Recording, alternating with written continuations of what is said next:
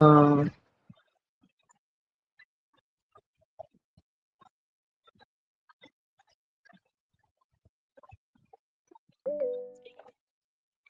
Sally, good evening.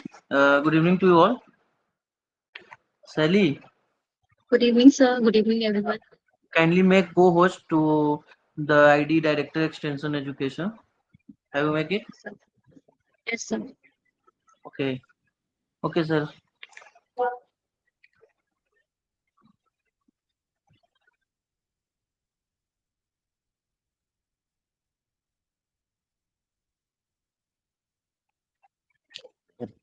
Sir, am I audible to you?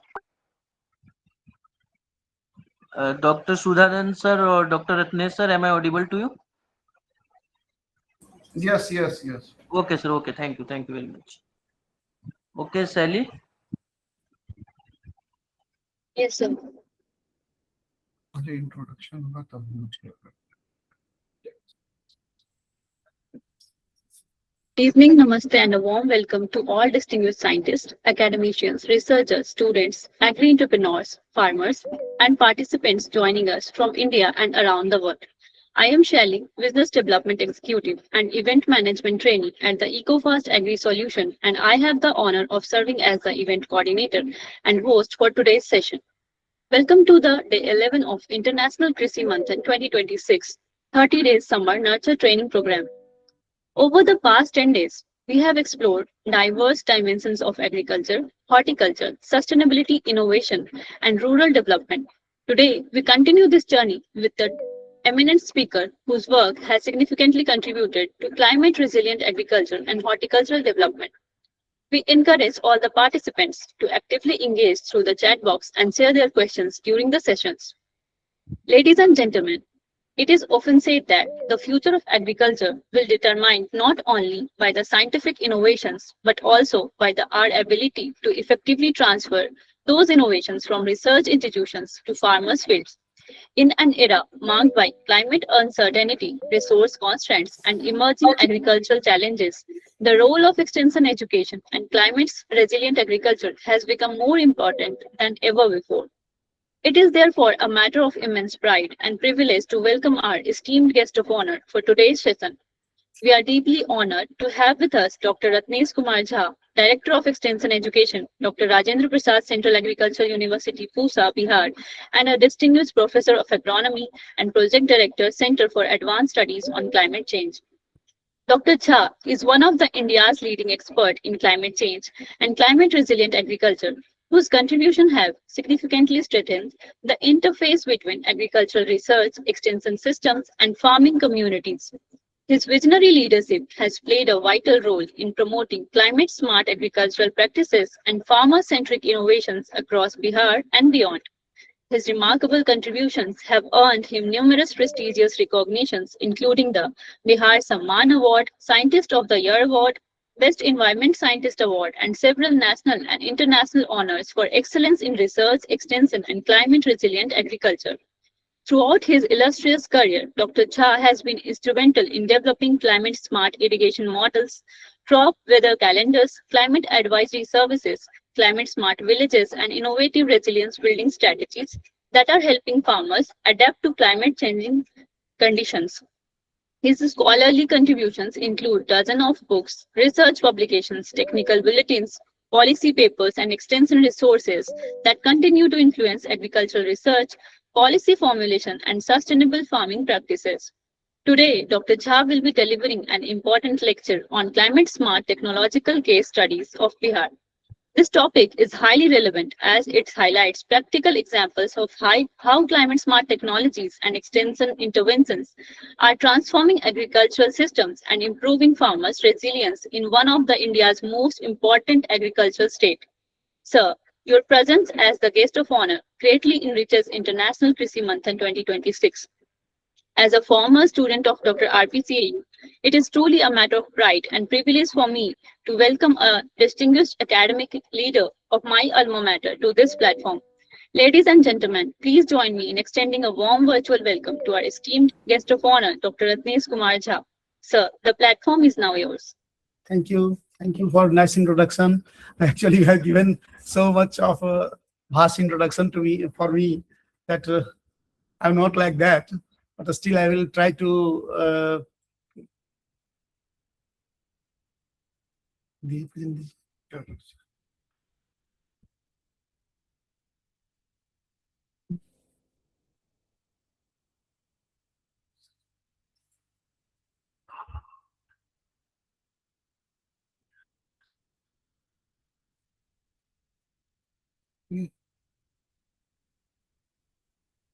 is the slide in the present PPT mode?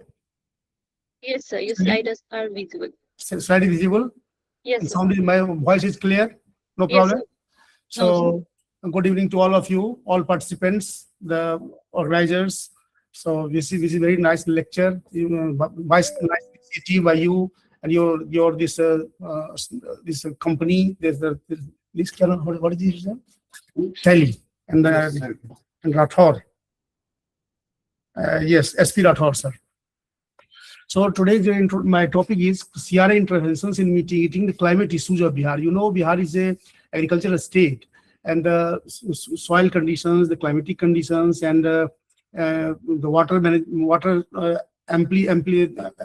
is the water sufficiency is there. Everything is sufficient there, but still due to some climate problems, climatic erratic conditions, and very high rainfall, drought conditions, many problems are there, and so the productivity of Bihar is not as good as other states of India. So if we compare the different states of India to Bihar, we see that Bihar is lagging behind in many things.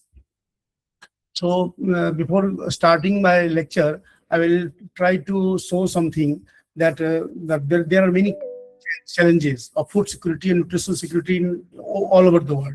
So you see that the world population presently is 8.23 billion, and India is the most populous country in the world.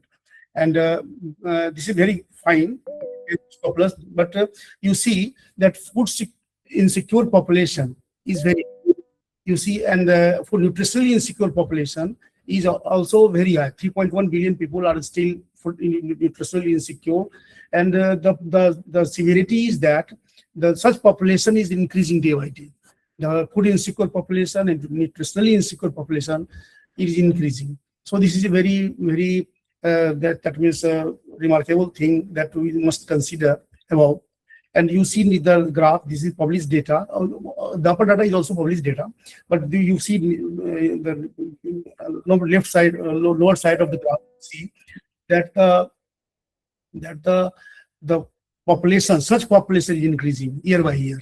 So there is a from 14 to 16, 15 to 17, you see such population, the food insecure and nutritionally insecure population is increasing.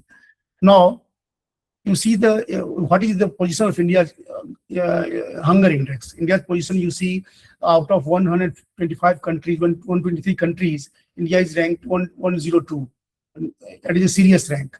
So, and there is a very poor condition of India's this hunger index is very low. You see due to climate change, what is the potential? What is the potential of different food growing areas in the world? You see that due to climate change, the future is very dark. You may say, because by 2080, the productivity of many crops, particularly of the cereal crops, is going down. Is going to be decreasing year after year. And so you see you see the color of India here. 5 to 10% decrease is that is expected in near future. Here you see the emerging multi-nutrient deficiency in the soil. So in 1950s, there was only one nutrient that was deficient in the soil. Then as the modern agriculture emerged, the different like iron deficiency increased, then zinc and phosphorus.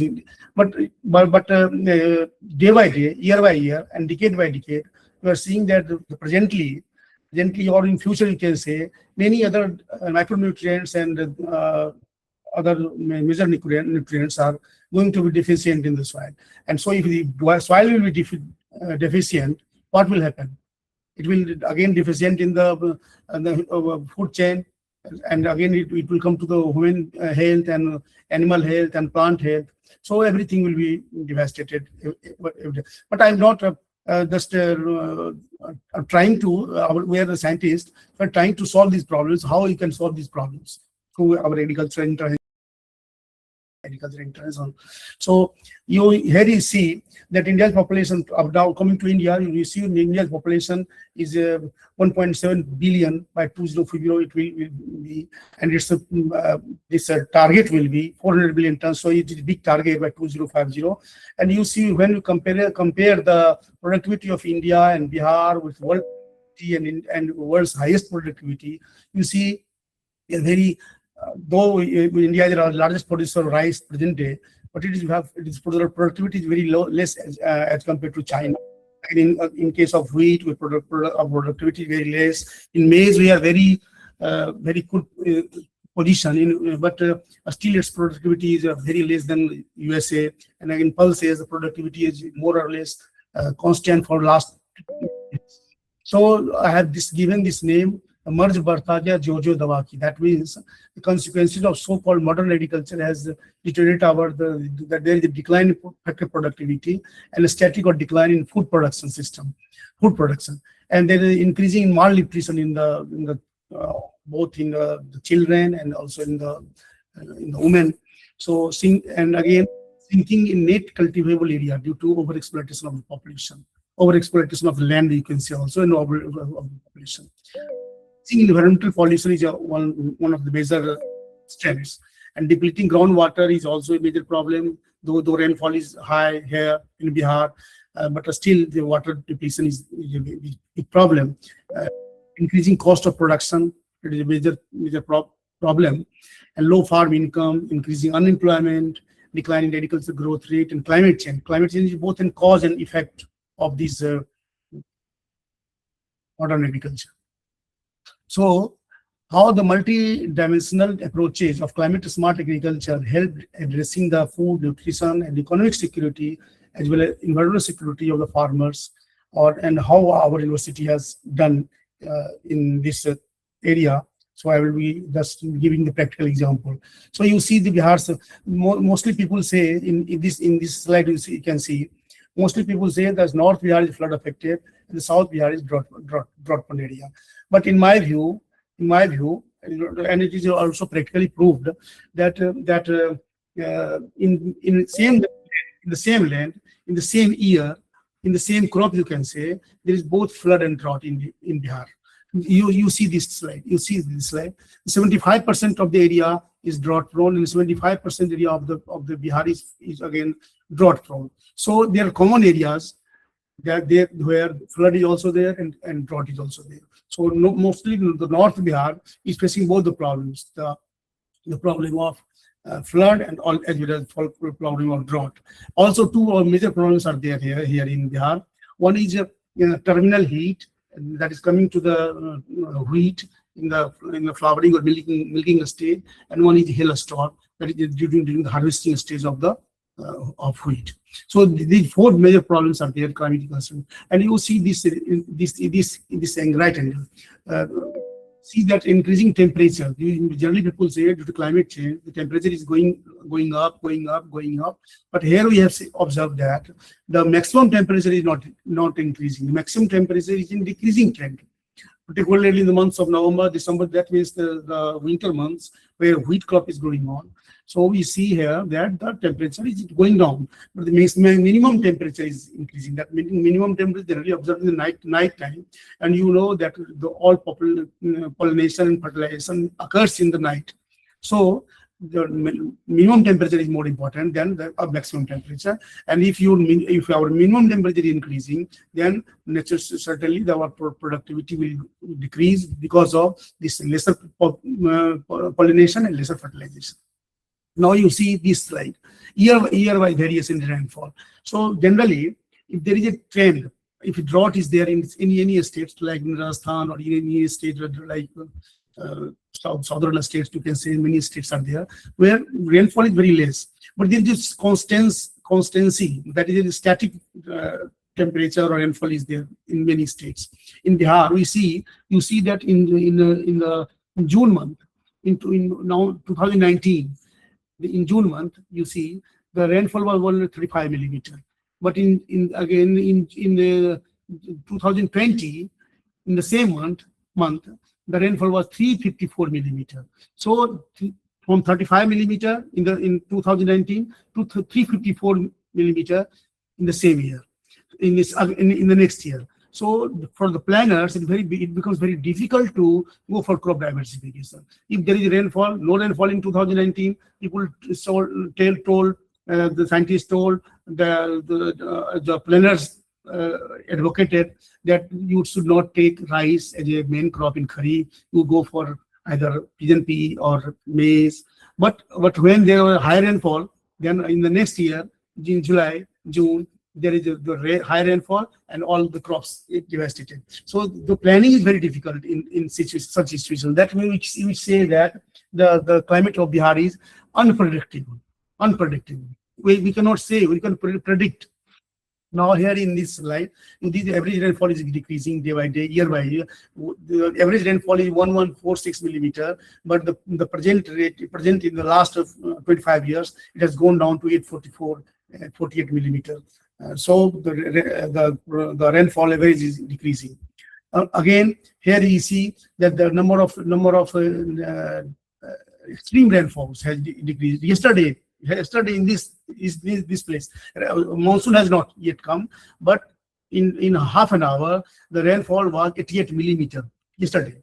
So there was a flood like one day's rainfall in Bihar.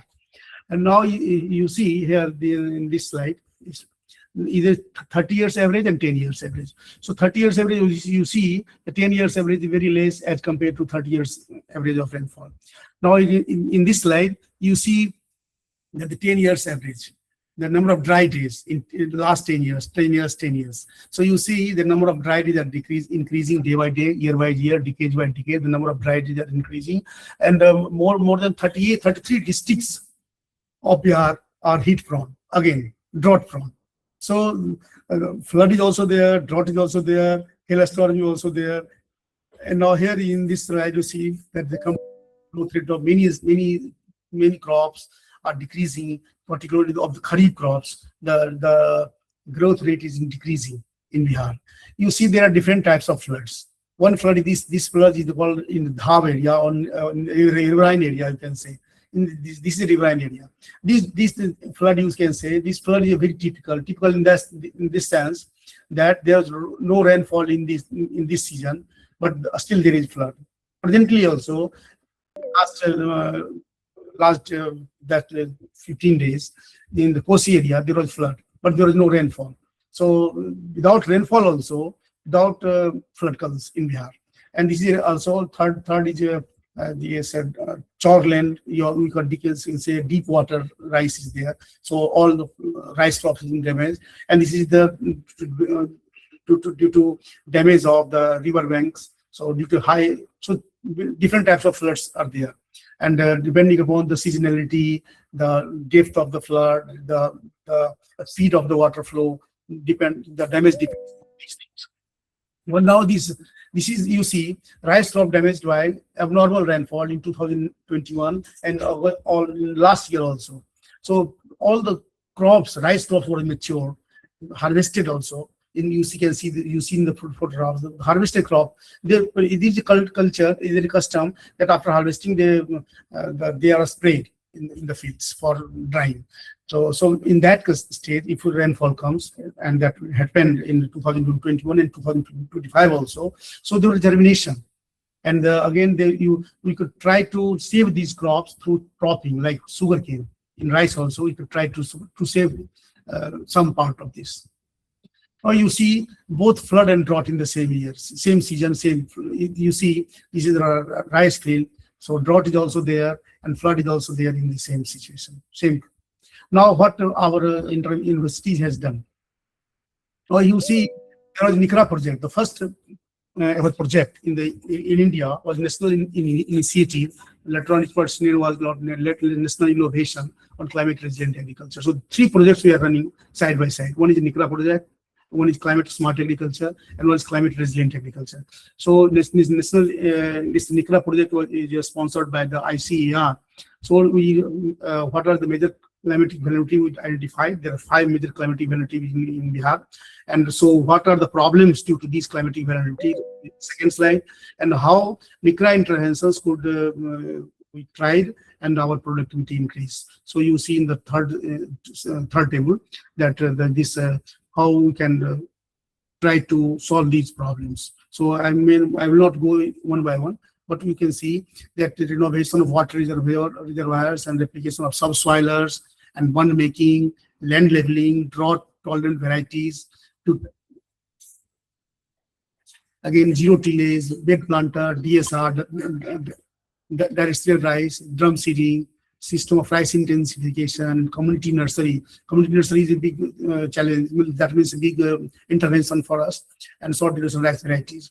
Again, zero tillage, bed planter, hard planter, frozen raised bed planter, late sown wheat varieties, and conservation tillage, natural mulch, plastic mulch, high doses of organic matter, spraying of anti-transpirants, and green manuring, high doses of organic matter. So due to these interventions, we could save our crops. And you see, due to renovation of ponds, there was a saving of 31047 cubic meter of rainwater, and additional area of drought under irrigation, restored irrigation was 63 hectare. So in that case, we could save the crops, life-saving irrigation, and you see there here that additional area of drought under irrigation was 55 hectares, and cropping intensity was increased by 23%, and there are 400% in intensity also. Cropping intensity in that NICRA village, we could take 400%. That means four crops in a year. That means 3 crops is very high, but 4 crops in the sense that they were really cropping in many particularly vegetables. And you see this was the case of this 400% intensity. You see my photograph here. So in situ soil moisture conservation, land leveling, mulching, and organic approaches were done. And it's actually innovation of farmers, relay cropping. So due to relay cropping, farmers could take 4 crops in a year. You see this is Dera land actually. This is Dera land. And Dera land, there's a problem that due to higher speed of this wind and due to high temperature of the soil, the seedlings that grow, they dry up. So you try to. There are 2 interventions. One was thatching was done, and bund making was there. That bund making through these thatches. So due to these interventions, and also you see deep irrigation, because flood irrigation is not always possible because the land is very ups and downs is there and not leveled anyhow. So you could irrigate the crops through this sprinkler irrigation. And this is in NICRA intervention running right now in this 25 to 26, and major interventions were again this NICRA intervention in Madhupur district presently we are going on, and this NICRA interventions in Madhupur. So 3 districts we are running our NICRA project. Now another project was scaling up climate smart agriculture through mainstreaming climate smart villages in Bihar. So this was actually project from National Adaptation Fund for Climate Change, NAFCC, and Ministry of Environment, Forestry and Climate Change, Government of India. So there are 6 climate smart practices we have adopted: water smart, nutrient smart, carbon smart, energy smart, weather smart, and knowledge smart. And for water saving, we do direct seeding rice, maize-based cropping system. You know, maize is a crop that that can be possible in this climate change era. And again, raised bed planting, leveling, alternate wetting and drying is a major intervention in rice, and also micro irrigation, irrigation scheduling, crop varieties, and mulching, cropping system again, as nutrient smart is also, so site-specific nutrient management, how nutrient expert, there are different systems of management of nutrient, because nutrient is a major input. So site-specific nutrient is the best, but site it is not always possible, because you have to take sample and then analyze and then taking the report and then go for a recommendation. So it will be time-taking process. So nutrient expert is a tool, decision support tool, and also the green seeker is an important tool. Instantly they are giving the data, how much urea, how much NPK is to be applied, and legume integration also, and leaf color chart manually we can do how much and where apply nitrogen fertilization. Now carbon smart is a very important thing, how to save carbon. Everything is evolving around. Presently we are the world is moving around this carbon smart practices, no tillage, deciduous management, and agroforestry. And energy smart, how to save the energy. So no tillage, residue management, DSR, cropping system, and eliminate puddling in rice. So DSR, that means DSR. We are going for DSR, both wet DSR and dry DSR. And now weather smart is weather forecasting. How due to weather forecasting, we can save this irrigation water. Index-based insurance. So this is also very important. So based on generally we practicing, we are this in practice now, that how much damage has been done to the crops. So this is not so. Index-based means how much temperature was there, how much temperature is ideal, and how much temperature was there in the field. So there is the index has been developed, and based on that index, we just go for insurance. So seeds for needs. What is the need? We grow for that seeds only. And crop diversification. Now knowledge smart is very important, because if you have knowledge, we can manage everything. Every water smart and nutrient smart, everything is dependent on knowledge smart. If you have no knowledge, you can do nothing. Now you see what are the impacts of zero tillage. Zero tillage, this is a farmer's paper data, and this is published in the Sustainability Journal. And now the impact of CRA interventions on this infiltration rate, because you in one of the slides I have told that the rainfall of Bihar is decreasing day by day. Rainfall is decreasing, but flood, the havoc of flood is not decreasing. So this is both these statements are contradictory to each other. Rainfall is decreasing, but flood is not decreasing. So what is the reason? Reason is that the water is not going down in the earth's crust. That the infiltration rate is lesser, the percolation rate is lesser, because of that the water is flowing instead of going down. So due to flow of water, there is a flood. So even in lesser water, there is a flood. So you see that due to CRA interventions, the percolation, the infiltration that increased, and there was no flood. So now this is laser leveling. Laser leveling is a major intervention. We are generally doing earlier through manual leveler or planking we do, but due to laser leveling, we see that due to laser, 77.6% yield was increased, and the water productivity was increased, and the crop was increased, wheat population was decreased, so, and nutrient deficiency was also increased. Now the CRA, then again came the CRA, the climate resilient agriculture. So due to NICRA interventions, the government of Bihar adopted all the NICRA outcomes in total in the CRA program. And initially in 2019, we started with 8 villages, and then again in 2020 in all 38 districts of Bihar. And now presently this project is still going on to BISA, through BSU Savar, BU ICR, and RPCU Pusha. So different zones are there, 3 zones are there, and 4 zones actually. So 4 zones, four partners are there. So zone 1 is with us. And you see, we have shifted the whole cropping system. You know, the rice and wheat cropping system is a major cropping system of Bihar. And if you sow both the crops late, either, or you sow both the crops earlier. So time management is the most important thing, because in every agricultural input, we have to invest some money.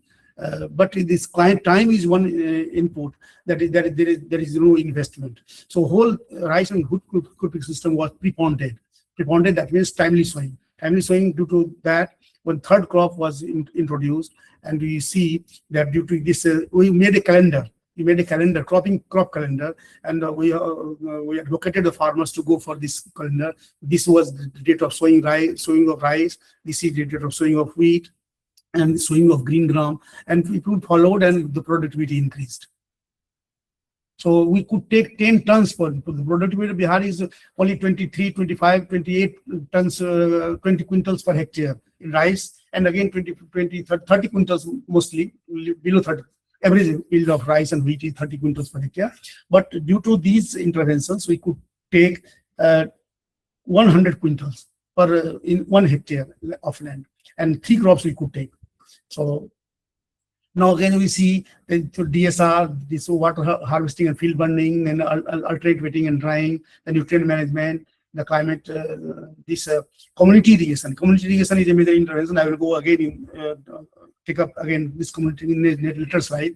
So you see in one village only, this is you see slide, the productivity of rice, one crop, was increased from increased by 58.82%. From 2017 to 2023. So this is a major intervention, and then there's a published data also.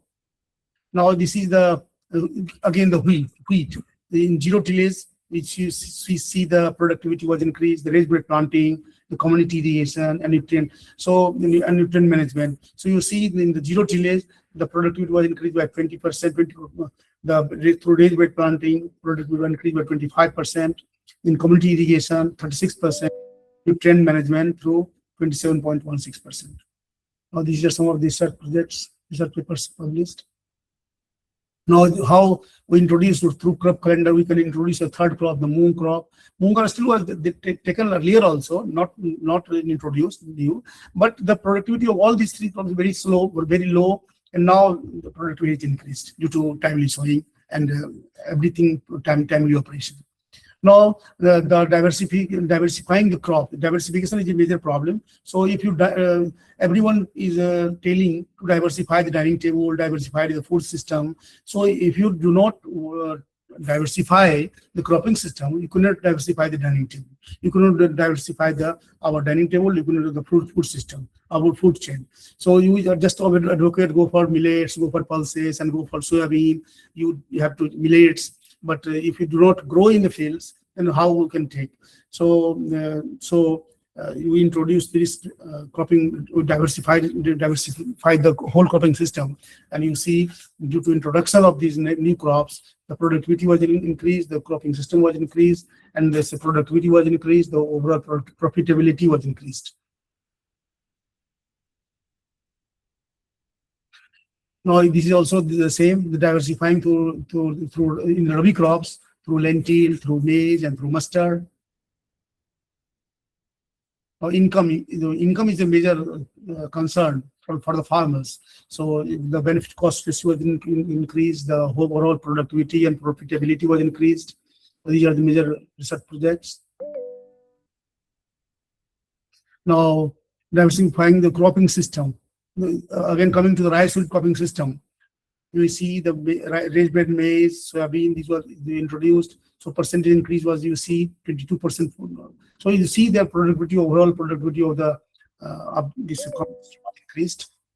Now, what is the water-based cropping system for the Bihar? So these out of 25 cropping systems were tested in the farmers field, and 5 major cropping systems were found number 1, number 2, number 3, number 4, number 5 in terms of profitability and productivity, and also the resilience, the soil resilience, the climate resilience. So these 5 cropping systems were found best for Bihar conditions.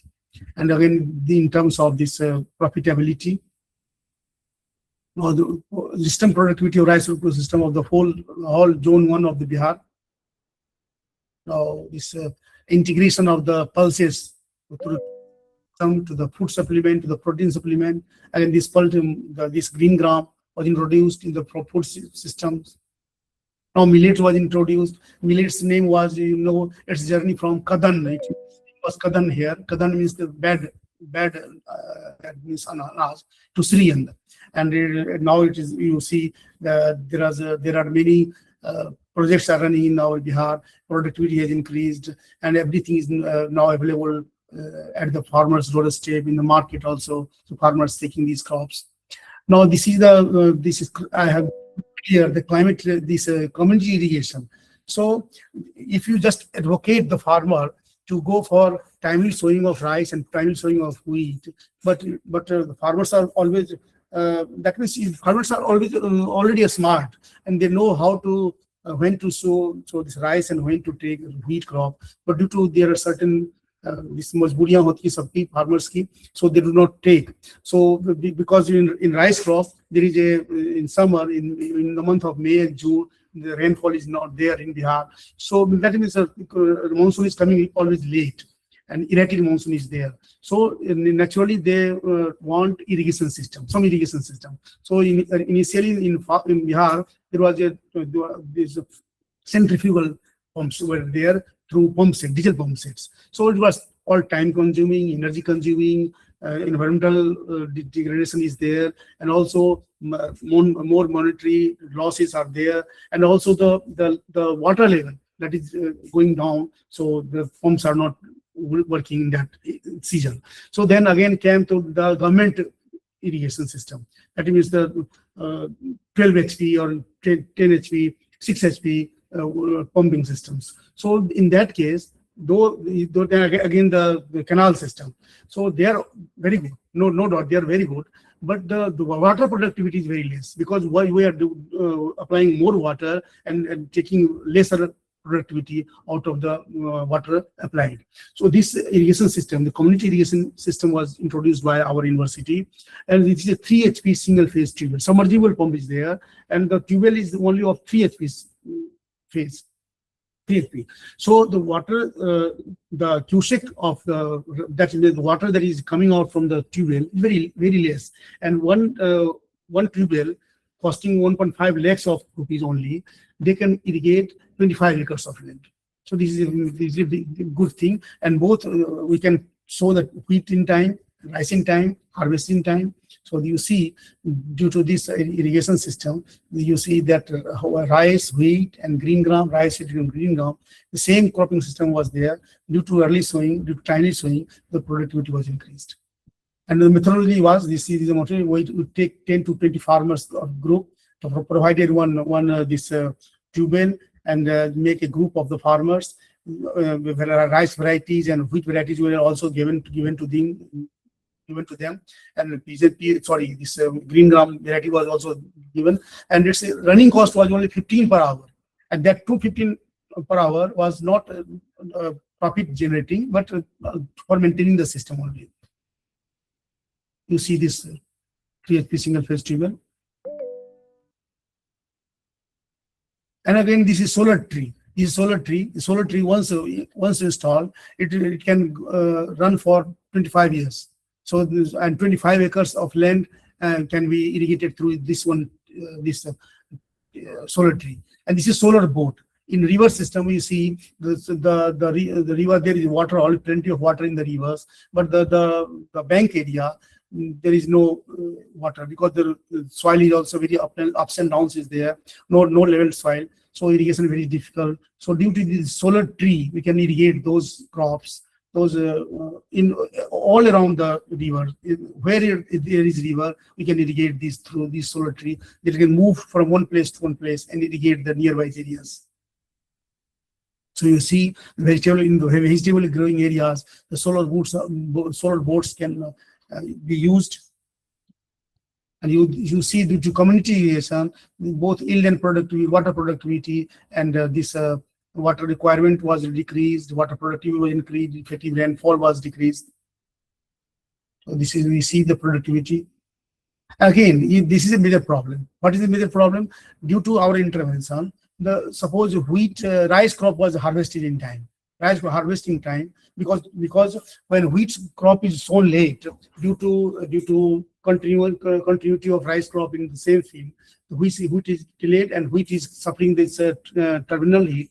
So our target is to harvest the rice crop in time, before 15th November, anyhow, if possible in the October month. So here you see, on 22nd of October, the rice crop was harvested, but still we cannot sow wheat in this field.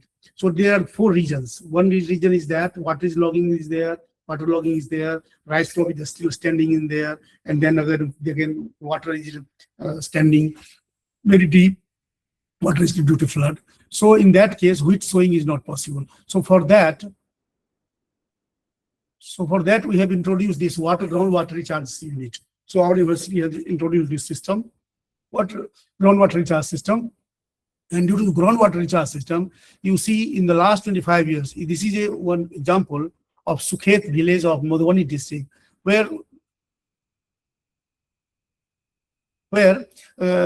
this water recharge structure, the field was vacated. This field was not having any crop from last 25 years due to water logging. Rice was not taken, wheat was not taken, and green gram was also not taken because of this water logging. But when we introduced this water recharge structure, now present day 3 crops we are taking in the same field. So in last 2-3 years, the whole system was changed due to introduction of this water recharge and water harvesting recharge structure.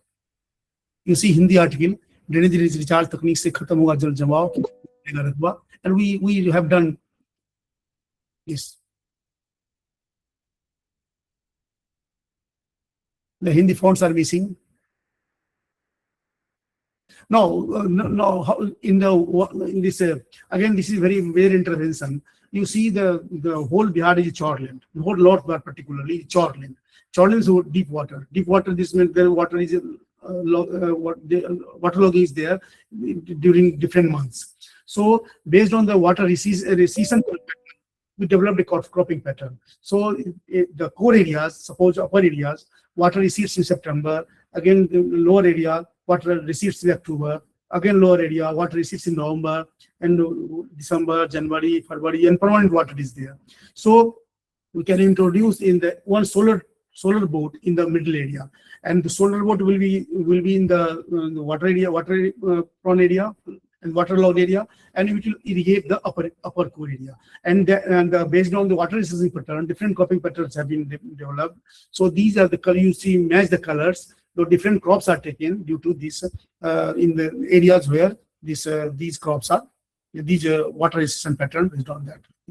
So now again, there are different different situations are special situations are there in Bihar. So you see there are still area where water that means puddle, you can say kichad is there. That means so in that muddy soil, we can wait for mud to dry, and for in doing so, there will be it will take time, 10, 15, 20 days, and the crop will be again late. So we can sow both wheat and lentil in that area. Thus, this you can call it surface seeding. So you see these 2 graphs there. The farmers are doing surface seeding of wheat and surface seeding of this lentil. So we can save our time. And again, you see dibbling of maize. So you see again, this is flood affected area, and the cropping system is maize cropping being grown, and there is no that geotillage, you can say. No plowing is needed in that. Water is still wet, you can say. So there is one bamboo. The lady is taking one bamboo in their hand, and they are just making a hole there in the soil, and keeping one seed of maize and keeping some sand there in the hole, just plugging the hole, and they are taking there's 10 tons of 100 quintals of maize in this area. So this is also a good example. Without any land preparation, without any management aspect, farmers are taking 10 tons of this that 100 quintals of maize in this area. Now you see, I have just already told this sprinkler irrigation. This is again transplanting of pointed gourd. So in the Dera area of Bihar, the river banks, there is generally the soil is this sandy, but there's in some pockets there is you can say clay soil is also depicted, clay soil, and they make just a hole there through this equipment. You can say rambha, we call it rambha, and then we make a hole and plant this pointed gourd and just take this crop. without any other intervention. Now, based on the flood pattern, the earlier was based on water recession pattern. This is when flood water comes in the field. So based on that, though maize and sorghum crops are not water resistant crops. When flood comes, both all crops are damaged. Maize also is damaged. Sorghum resists somewhat, but we have just recommended. Why we have recommended? Because when flood comes, the government also helps such people, flood-prone people. The government helps that through they give some food, additional food to the flood-prone affected persons. But for animals, they do not give anything because they cannot do, because animals eat in bulk. So we cannot supply any fodder to the animals, flood-affected animals.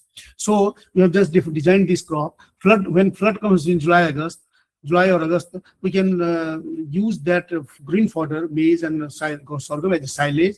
And when flood comes in September, we can use the cobs, and again the silage. We can use the green fodder as silage. And when there is no flood, then the maize crop and sorghum crops will be again taken as a green crop. Now this is now just in 2-3 minutes I will be just stopping my slides. So climate smart advisory service is very important, and we have 6.5 lakhs of farmers in our SMS group, and through WhatsApp and SMS services we are providing the climate tomorrow's monsoon, tomorrow's rainfall predictions. We just say to the farmers, and based on that farmers can save their income. Now, due to for addressing all these problems, we need some machineries, and it is not possible for farmers to purchase all the machineries, that climate resilient machinery. So we have developed custom hiring centers in our climate resilient agriculture program. So we have just at nominal cost we give these machineries to the farmers, and farmers use this tractor also through nominal rate. We have just calculated the nominal rate of these machines and make a chart of that there, and farmers are taking these machines and they use and then they return. Again, women empowerment is a very important aspect, and we have been awarded many times due to this Sukhet model. Our Honorable Prime Minister used this our KVKs, this Sukhet model thrice in Mann Ki Baat. So maybe many in Bihar many people are there so poor that they use cow dung for making cake and using as a fuel. So for that we have, and again this cycle is broken because this cow dung is not going to the soil, so soil's productivity also is decreasing, its water holding capacity is decreasing, fertility is also decreasing. So when we supplied one cylinder, our mission was that, our project was that we supplied cylinder to the farmers and just take these cow dungs and any biodegradable wastes from the farmers back, and we supply one cylinder to the farmers.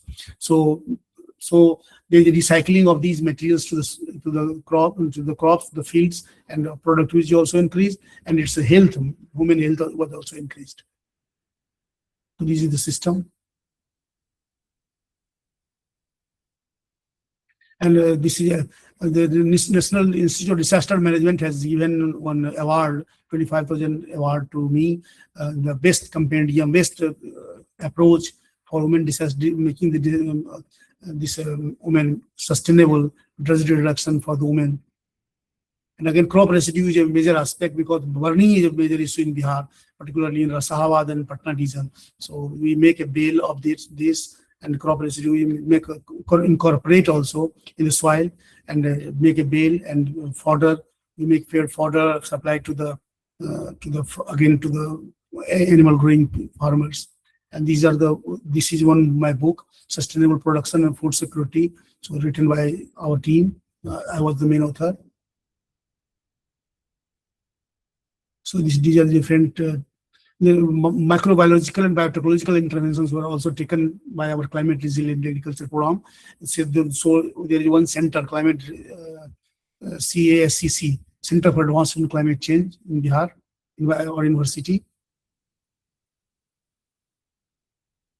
So biotechnological interventions are also applying, and government of India, government of Bihar has in its report, they have this written, published this data that how climate resilient agriculture has helped in increasing the productivity of rice, maize, wheat, chickpea by 49%, by 120% maize. So this is our impact. And these are the policy papers, two policy papers. Dr. Sudharan Prasad Lal is the main author, because there are different teams.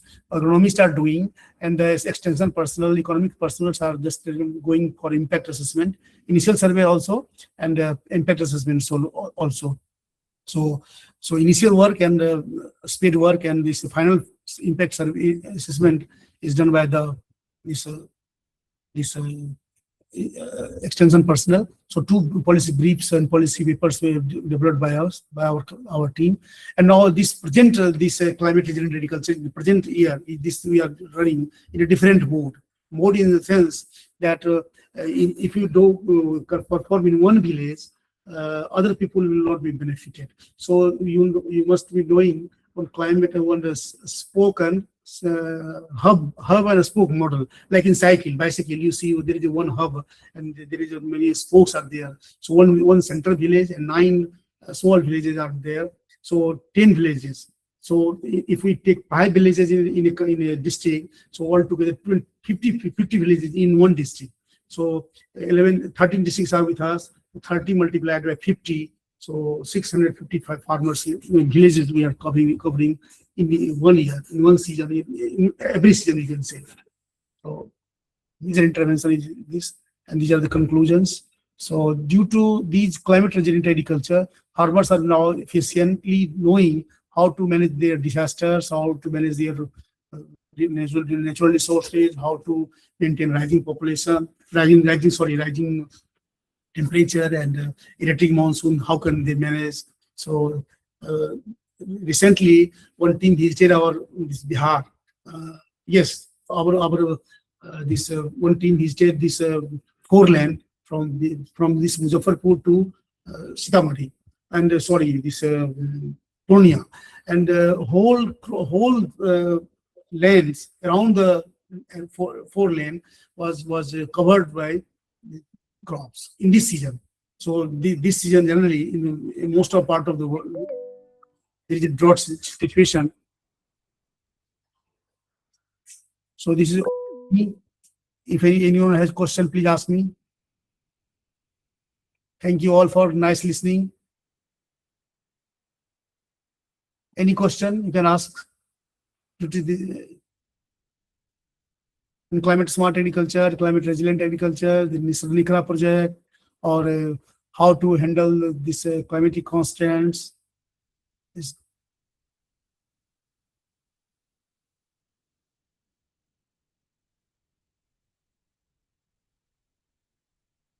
Thank you very much, sir, for such an enlightening and impactful lecture. The climate smart technological interventions and case studies from Bihar demonstrated how science, extension, and innovation can work together to enhance resilience, productivity, and farmer livelihoods. We sincerely thank you for sharing your valuable experiences and expertise with all of us. We shall now move to the interactive session. Participants are requested to post their questions, or you can ask directly with their name and institutions. Yes, please ask questions.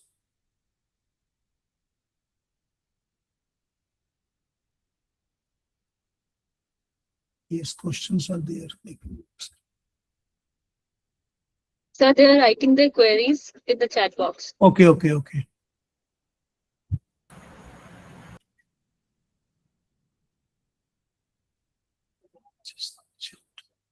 Sir, shall I read out for you? Yes, please. Where it Yes, is, sir. I'm not seeing this. Where it is? Yes, sir. Sir, please specify the role of KVKs and farmers producer companies in different climatic resilient projects and programs. Role of KVK and farmers producer company in different CRA programs, sir. Okay. So actually, the project is a mega project. Our project is a mega project, and it is not possible for one person to handle this project. So KVKs are the key role. KVK has a key role, pivotal role in handling this project. And again, farmers, the lead farmers, the FPOs, the NGOs, we are taking the help of all the persons, again, these fertilizer dealers, whosoever. And again, the farm machineries of the government also, we are taking the help of, because it is big project is there, and handling 50 villages in one district and 13 districts is major issue. So helping, and again in the university also, more than 100 scientists are involved in this project. So it is a big challenge. But anyhow, the reports and the research papers, so the policy papers show that how you are successful, and also not only paper, you see the impact on the farmers. So farmers are our farmers are so capable, and they talk about science. Even poor farmers, they do not know science. They come and talk about the science, how they can save, that they could save the crops in this flood affected areas and drought affected areas also. Sir, the second question is, how farmers protect their crop from bad and worst weather, sir? In bad weather, how farmers protect their crops, sir? Okay. There are two things. One thing is preventive measure. Preventive measure means if you sow the crops, because the four problems are there. I have already told. 4 problems are there in Bihar. One is drought problem. One is flood problem. And both the problems are coming in the same field also. I have already told. One is terminal heat, and one is hailstorm. These are 4. So only the time, if you sow the crops in time, so if we cannot, so hailstorm we can escape, because hailstorm generally comes in which month? At the time of wheat harvest. So before hailstorm will come, we cannot stop the hailstorm. What we can, our target is, have to harvest the wheat crop before hailstorm comes. So one target is there. Second target is to protect the crop from the this terminal heat. So terminal heat also will come every year, might be.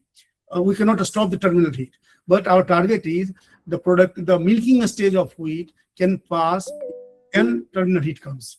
Before terminal heat, our target is to pass the milking stage of the this wheat crop. So timely sowing. Again, timely sowing, we can skip both the events.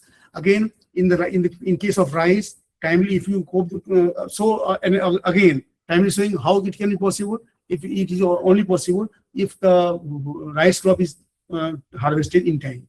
So rice crop will be taken in time.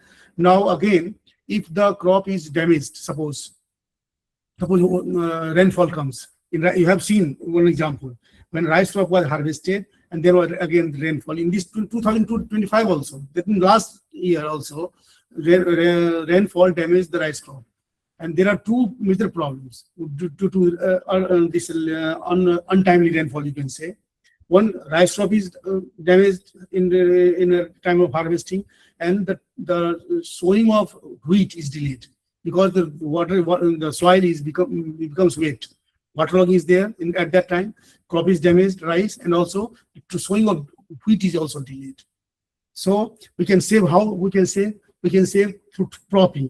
There is a old method, propping. Propping is a method. Propping means in wheat crop, in this sugarcane.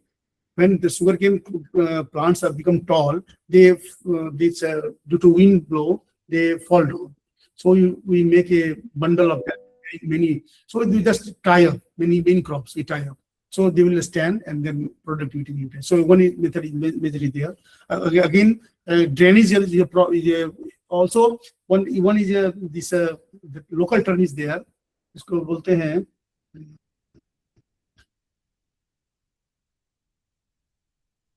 So just in the transplanted rice, when there is a flood, many plants die, and so very few plants remain after flood. So we just so this month we just उसको निकालते हैं पौधे को और just उसको अलग अलग करके फिर से ट्रांसप्लांट कर देते हैं. I am just missing the term, exactly local term for this.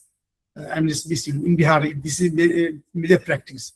So from one plant, if it out of 25 hills of rice, 10 hills are damaged. So only 15 hills are remaining. So you just dig up the hills and dismantle them and again sow it, transplant it. So it will make up the plant population. So you can just save the crops. But these are the problems actually. These are the very real problems. Why Bihar's productivity is low. I've already told you earlier that due to these problems, many times we cannot handle this. Because handling flood is very difficult. Handling drought is we can handle. We can make additional irrigation through deep irrigation, sprinkler irrigation, and many types of irrigation may be there in drought condition. If we prevent drought is there. Suppose in a country like we say Madhya Pradesh. I'm giving example of Madhya Pradesh. In Jabalpur area, if you go in Jabalpur area, the farmers are using a sprinkler in wheat. All farmers are using because the land is not plain. They cannot irrigate the crop. Flood irrigation is not possible. So they are using this technique. But in Bihar, you cannot use such technique because of this high rainfall also. Due to high rainfall, there will be flood, so you cannot save the crops many times. So our productivity is low because of this. Again, one major problem is also there. Why our productivity of Bihar is lesser than other states? One of the problems is that the cultivation time, the year, the months, the duration of the crop. So you about duration of the crop at the most of time due to this previous crops or water logging or drought, the sowing of wheat is in the last week of December. So, and again the harvesting stage is what is that? 10th, 15th April. So only 3 months crop are there. So in Punjab, 4 months, 5 and 6 months crop are there in many part of the state. So the per day productivity of Bihar, in case of wheat, in case of rice also, you can say per day productivity, if you calculate, it is higher because crop duration is very short. Any more problem? Yes, sir. Third question is regarding, sir, can you specify some climate resilient crop varieties? Okay. So like this year, you can say about this year, when contingent plant, we are talking about contingent plant generally. This year also we are talking about contingent plant. Contingent plant means rainfall, monsoon will be deviating, very super El Nino is there in this year. So natural rainfall will be lesser in this year. So we are talking about contingent plant. So when there is a contingent, normal rainfall is not there, then we do not go for normal cropping system. So rice crop, you have to forego for rice crop. You have to keep the wheat as a major crop then. So wheat sowing should not be delayed. Our target should be there that wheat sowing should be, our ideal time is 15th November. 1 November to 30th November is the ideal time. 15th November is the best time. So you have to stick to this timely sowing of wheat. So this should not be late. Now coming to the rice, the previous crop, there are three types of rice varieties. One is long duration rice variety, one is medium duration rice variety, one is short duration rice. So long duration rice variety, that means long duration rice varieties, that means they are taking 150 days, 140 to 50 days, 60 days also sometimes. So the medium duration rice varieties were taking 140, 135 to 140 days, and the short duration rice variety, they are taking 90 to 100 and 120 days. So there are three types of varieties. If you talk about height of the plants, short duration variety are shorter, medium duration variety, they are medium stature, and long duration variety are of higher stature, tall varieties are there.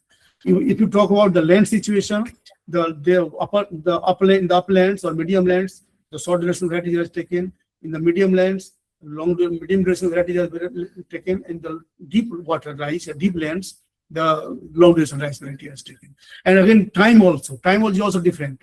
The sowing time is, if you do not know Nakshatra, I will be taking date 25th May to, you calculate 25th May to 7th June. For long duration rice, 7th June to 22nd June, it is medium duration rice, and 22nd June to 7th of July, yes, 7th of July, the short duration rice variety. So different rice varieties are there. Now, when there is a rainfall, scarcity is there, scarce there, there is probability that El Nino will come, rainfall will be lesser, then you do not go for long duration rice. The area where long duration rice variety can be taken, they can be diversified by medium duration rice varieties. And where the medium land, where medium duration rice varieties can be taken, you go for short duration rice varieties. And where short duration rice varieties can be taken, 90 days variety, shorter duration rice varieties are always drought prone. You can see, always drought prone, because their life is very short, so they can escape terminal heat. This terminal, not terminal, they can escape this drought situation. So small rain also, sprinkler rain or light irrigation or any sporadic rains can also save their rain. So our target is this. So you diversify long duration by medium duration by short duration. Okay, and again, if short duration rice variety is also not possible, so there are many millets like this finger millets are there. One kulti is also there. Then many pulses are also there. I have told you more maize you can say maize you can take, but there is also, since monsoon is unpredictable, rainfall may come anytime. That means in October, November month also, sometimes rainfall occurs and flood occurs. So again, flood is very unpredictable here. So therefore, we are not advocating generally low land for go for rice or soybean or this pigeon pea. Pigeon pea is a major crop. Soybean is also a crop of Kharif season, but we cannot take because of this unpredictability of this monsoon. Monsoon can come any time here in Bihar, and without monsoon also, I have already told, yeah, there is a flood without any rainfall. So for that, we are just advocating to go for rice only. Short duration rice are always preferred. And again, you can go for DSR, because DSR, you know, DSR, you might be knowing, in DSR, there are two types of DSR. That means one is wet DSR, there is transplanting, that puddling we do. In wet DSR, we make puddles. And in dry DSR, we do not make puddles. We do directly sow the rice crops. So there are two types of DSR. Again, what is one benefit of DSR is that if you go for transplanted rice, you sow the crops and then go for puddling and then go for transplanting. And so puddling is a must. If you go for transplanting rice, puddling will have to done. And if rainfall do not come, then how we can go for puddling? But if you have this, if you go for DSR, so DSR, you can change your varieties also. Just change your variety, long replaced by medium, replaced by short duration variety. But if you have gone for this transplanted rice, then it is very difficult for this taking nursery of long duration variety also, medium duration variety also, and short duration variety also. But for that also, we have one intervention, one technology you can see, but not very popular technology. It was a brainchild of NICRA project. This is called a staggered nursery. So for one crop only, one field only, we can go for 3 nursery. One is long duration rice nursery, medium duration rice nursery, and short duration rice nursery. So what time you get rainfall, you will go for this transplanting of either medium or long duration or short duration. You have your choice. Sriralji, Yes, sir. Yes, sir. Am I clear? Two more questions are there, sir. No problem. No problem. You can ask. You can ask. Yes, sir. Sir, next question is from Cicelon Kath, and the question is change of rainfall pattern is due to climate change. All we agree. Means rainfall pattern is changed due to climate change. Yes. But what will be the solution or suggestion to overcome change of rainfall pattern in general for agriculture? Rainfall pattern actually the monsoon, monsoon is rainfall is governed by the El Nino always. El Nino or La Nina. So we have no measure this. We cannot change this these factors, but you can adjust our sowing time. We can adjust our sowing time. We can adjust our crop rotation. We can escape our this sowing time. Adjust. So see the major intervention. And again, if you can say explain this question again once again, Shilalji. Can I? Yes, sir. Yes, sir.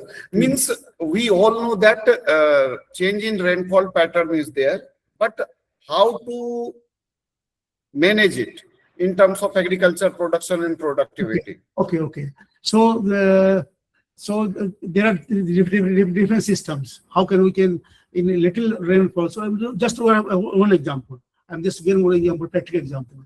1 year was there in Bihar where rainfall was 14 millimeter rainfall. So farmer was expecting that this year rainfall is sumptuous. So our productivity will be high. In another year, the rainfall was only 850 millimeter. And people were expecting that in that year, the rice productivity will be lesser. But what happened, what was the result? So the result was just opposite. When the rainfall was 850 millimeter, the rice productivity was higher. And when the rainfall was higher, it was 1400 millimeter, the productivity was lower. Why was there? You can say, was there any reasoning for that in your mind? The reasoning was that the rainfall, where in the year in which year the rainfall was lesser, that means 850 millimeter, the rainfall was scattered. Slight irrigation today, slight irrigation tomorrow, slight irrigation day after tomorrow. So total rainfall was very less and scattered, and but it was life-saving irrigation. It was very similar to alternate wetting and drying that we are advocating in our system. The alternate wetting and drying. In alternate wetting and drying, what we are doing, we are giving irrigation based on the soil moisture. And the farmers do not go to, they have no option for this knowing the soil moisture. But just one pipe is there, 140 millimeter pipe is there. We have just developed a system. You just go and put in the fill, and we can measure the water level, and you can say that water is needed or not needed. Rainfall is there, this irrigation is needed or not needed. So if you did apply rainfall, so the irrigation based on this alternate wetting and drying system, then the number of irrigations will be higher. No more number of irrigations will we have to give, but the total rainfall, the total amount of volume of water in totaling all the this irrigation will be lesser. So total water requirement will be lesser. So that means when there is a need, the science, what science stage, why productivity is higher in a sprinkler irrigation or drip irrigation? Why? The total volume is very less in that sprinkler irrigation. But one drop, that means when there is a need, there is a water. When there is a need, there is a water. So flooding water is not a solution. Solution is alternate wetting and drying. Drip irrigation is the best irrigation. So when there is a need, you will supply the water, if possible. Again, in fertilizer also, in fertigation also, when there is need, you can fertilize. But since it is not possible for the farmers, they apply 3 or 4 times in a crop season. So one is that.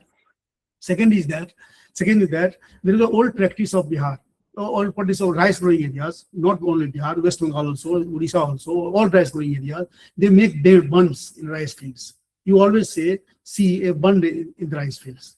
So in presently, they've all broken because of this high density, high this population pressure. The farmers have broken these bunds. So there are no all fields are now plain. There is no bunds now. So water storage capacities of that soil is not there. So bund will be there, water will be stored. Again, 5% rule is there in Jharkhand area. You might be knowing 5%. 5% rule means in all the plots, 5% area we dig this a small hole, or this you can say a small pond. You can say 5% area of the whole land. If your area is 1 acre, you 0.5 acre, you go for this. Sorry, 0.5 acre, you go for this pond, and water will be accumulated in that, and water will be stored in that, and you go for irrigation. Again, renovation of the old defunct pines and hearts and these tubes or this. So this is the major intervention and productivity of the. So this river system can also you can say desiltation of the river system or this ponds also. If you desilt the ponds, it will hold water and you can just irrigate your crops. So these are the major interventions you can do in this. I'm satisfied. I have satisfied, Dr. Yes, sir. Yes, sir. Yes, sir. Thank you, sir. So few more questions. Water holding capacity, Dr.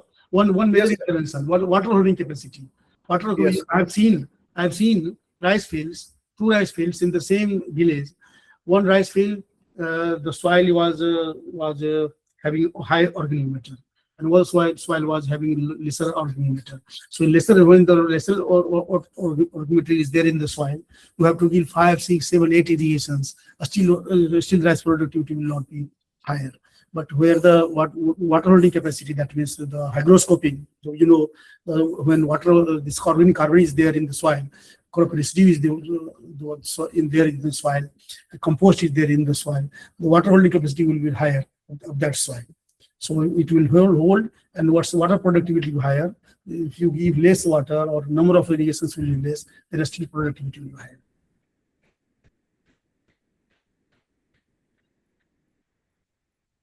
Yes, sir. A few more questions are there, and it is by actually the organizer. They have appreciated your presentation and complimented our honorable Vice Chancellor, sir, also for his constant support in the past 3 years as an advisor. And in continuation of that, the next question is from Sayantini Mandal, and she has asked that, sir, what is the importance of soil health management in climate smart agriculture? Okay, so a very, very good question. One thing I missed in the last question, I will just answer her question. So the earthing up, earthing up or interculturing operation is one of the major interventions. So people generally know that interculturing operation is just done for the control of the weeds. Generally, people know that this is for interculturing operation is for management of the weeds. But this is not actually so. You know that when you go for the interculturing operation in rice, there the water after this rainfall or after this irrigation, what happens to the soil? This rainwater or the water of the field. What is the future? So once the gravitational water is gone down, so due to capillary action, the water comes up. This is the fact that due to capillary action, water comes up, and when there is a drought-like situation, water comes up from the deeper layer of the soil, and then it is dried up. So when we go for interculturing operation, the capillary pores are broken. We go for this, keep the soil, lift the soil, and just pull it down through this kurpi hand hose. Through this hand hose, we just this core for interculturing operation, so the capillary actions are broken, and so water losses are reduced. So this is the major intervention. Again, in the case of wheat particularly, so when there is a lesser moisture, sometimes there is no moisture in the field, and we have to sow the crops. So in that case, we have to go for pre-sowing irrigation. Pre-sowing irrigation. Before irrigation, we have to give this pre-sowing. Again, pre-sowing irrigation. One irrigation you have to. That means we have to pay the cost for that. And again, we have to delay. The sowing time will be delayed. We have to wait for this soil to be normal. Then we will have to go to sowing time. Start sowing. So in that case, what we would suggest that this plow the field and then plank this field and leave it. Plow the field. It is all practice, traditional practice. Plow the field wholly and then plank the field and leave it for 2 days. So due to this dew in the atmosphere, the soil, the moisture will be conserved, and then we go for sowing. So this is also one practice. And now coming to this nutrient management aspect. So what is the question, Sudhanji? Please repeat once. So, sir, question is that it is very simple. Soil health management in climate smart agriculture. How we can manage soil health? So how we can manage this nutrient? Yes. Okay. So there are the different tools. I've just already told in my presentation that there are different tools. One tool is that I'm just going through this tool one by one. Yes, nutrient smart. So one is site-specific nutrient management. So in site-specific nutrient, this is the most scientific and most needed, but it's not possible because from the site where we have to apply fertilizer, we have to take the samples and we go to the laboratory and send the soil testing, and by that time when the reports come, so by that time the crop will be this stage will be. So nutrient expert, it is a software. Nutrient expert, it is a nutrient expert and nutrient manager. Two softwares are there. It was nutrient expert. It is a Microsoft Access-based software, and this was developed by IPNI. Now IPNI is not existing, but the software still exists. So in the nutrient expert software, we just go for putting the data. You go for this location, what is the earlier crop, what the crop you are taking, and you are just going to. So it will recommend 5 to 6 pages recommendation, which crop, how much the fertilizer you need, and what is the stage to apply. So this will take. And again, nutrient manager was different. Nutrient manager is a tool. So nutrient manager, it is a tool developed by our university also, our partner, and nutrient manager, our university is a partner, but it was actually developed by this IRI, International Research Institute. And this is you again in this also, like this is mobile based software, and you can go for this your software app and fill the data, and it will tell the how much fertilizer is needed, how and when to apply. This will tell. And now green seeker and legume, the green seeker and this leaf color chart. Leaf color chart, our university is also going to develop the leaf color chart. So in leaf color chart, we have to go to the field and just keep the leaf color chart below the leaf, fully expanded leaf, and then you have to take average of this, and based on that, the data rate is written in the back side of the leaf color chart. And so what is the dose return, you can go for that. In green seeker, there is a normalized NDVI values. It gives NDVI values, and you have to one normal soil and only this compare. You have to compare this green soil, fields where to apply fertilizer, and one naked soil. So NDVI values, what is the difference, and based on that we can fertilizer. But our main purpose for this in climate smart agriculture is to save the fertilizer, and once fertilizer is saved, once soil health is saved, water smart will be there, carbon smart will be there, everything will be saved. So keeping only this soil fertile, that means healthy soil, you can save everything. Water save, you can save nutrient also, you can save carbon also, you can save energy also. So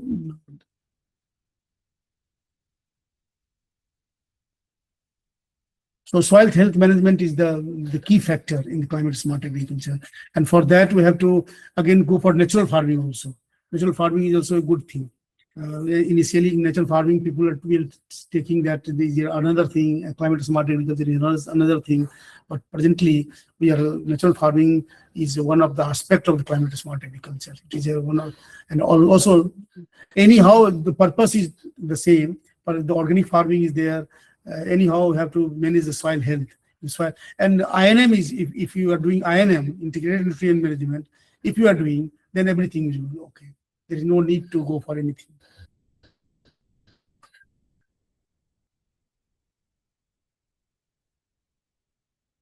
Pradhanji? Yes, sir. Thank you, sir. So, sir, means there are many questions in the queue, which shows that what is the importance of your topic. No problem. So, I will explain, please. Yes, sir. Actually, sir, we have we have crossed 8 p.m. Timing. So, Sir, I no think issue. I will Sorry. share the mail, sir. I will share the mail in the chat box so that they can question you and we can reply, sir. So now I request the organizer to give the final remark. No, 1-2 questions we can take. Please, one question. Sir, you can take if 1 or 2 questions, sir, want to answer, then no issue. Yes, I can Okay, take. sir. Okay, sir. So, sir, had you mentioned, Dr. Nageshwar has asked, SANDA Sanda method, sir, that you were trying to recall. Sanda. Transplanting single seedling in Bihar and some district of UP. Have you talked something like that, sir? Sanda method, SANDA, Sanda method. No, I have not heard this method, but single seedling is one of the method in Bihar, and retransplanting is called retransplanting. This means we just uproot the plants and again retransplant.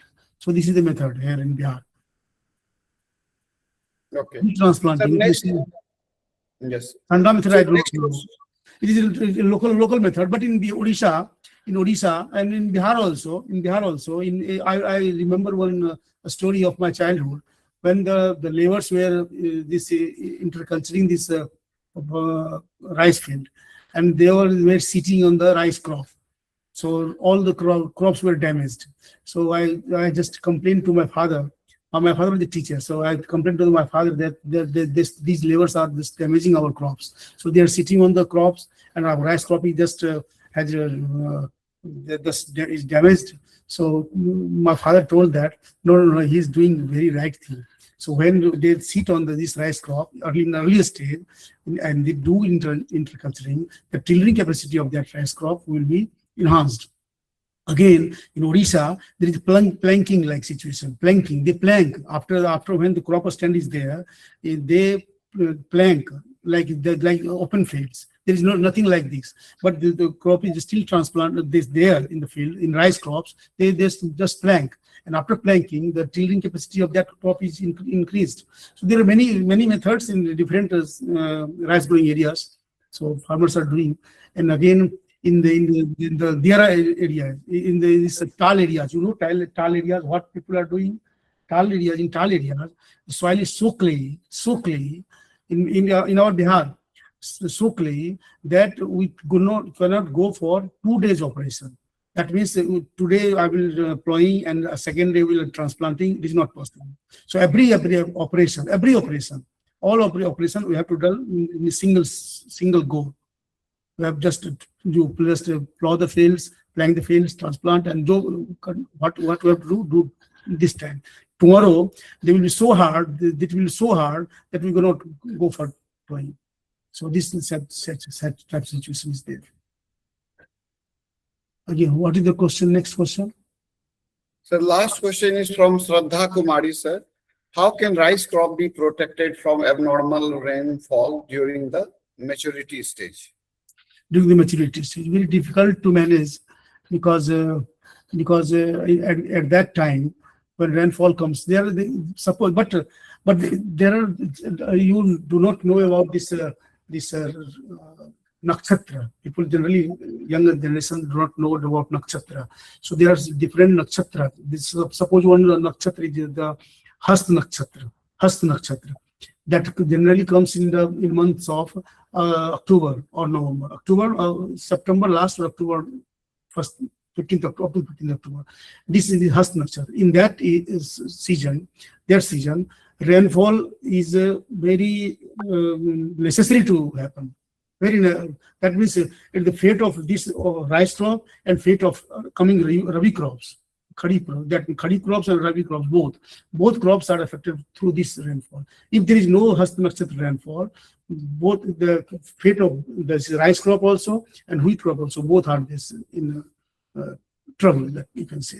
So this is very necessary. But in this nakshatra, sometimes rainfall condition followed by this wind blow also. There is wind also. So sometimes the crops is damaged. But cropping is one of the method that we can say.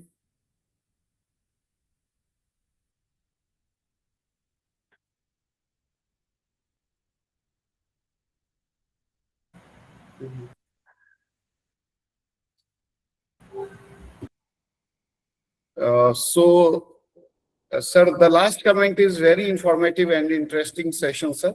So I request the organizer Lily ma'am to wind up the session by her concluding remark. So, once again, thank you, Dr. Ratnesh, sir.